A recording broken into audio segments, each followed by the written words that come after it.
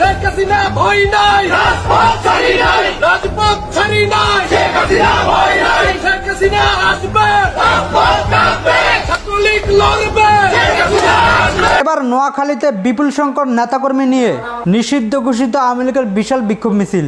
শেখ হাসিনার একটি ফোন কলের জন্য রাজপথ কাঁপাচ্ছে নিষিদ্ধ ঘোষিত আওয়ামী লীগ। অবৈধ প্রধানমন্ত্রী ডক্টর ইউনূসের বিরুদ্ধে যার যা কিছু আছে তা নিয়ে মাঠে নামার আহ্বান জানিয়েছেন সাবেক প্রধানমন্ত্রী শেখ হাসিনা। তাই এবার ভয়কে জয় করে নিষিদ্ধ ঘোষিত আওয়ামী লীগ ডক্টর ইউনূসের বিরুদ্ধে মাঠে নেমেছে।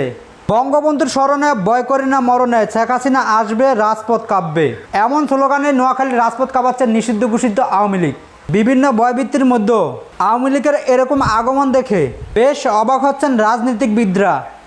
আওয়ামী লীগের বিশাল সংখ্যক মানুষ নিয়ে দেশের বিভিন্ন প্রান্তে বিক্ষোভ মিছিল করা বেশ চোখে পড়ার মতোই।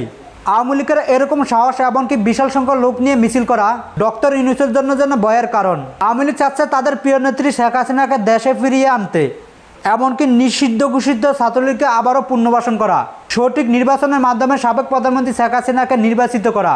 এরা আবারও দেশের সংস্কার করতে চায়। আওয়ামী লীগ মনে করে শেখ হাসিনাতেই আমাদের আস্থা, দেশে শান্তি ফিরিয়ে আনতে হলে শেখ হাসিনাকেই আমাদের প্রয়োজন।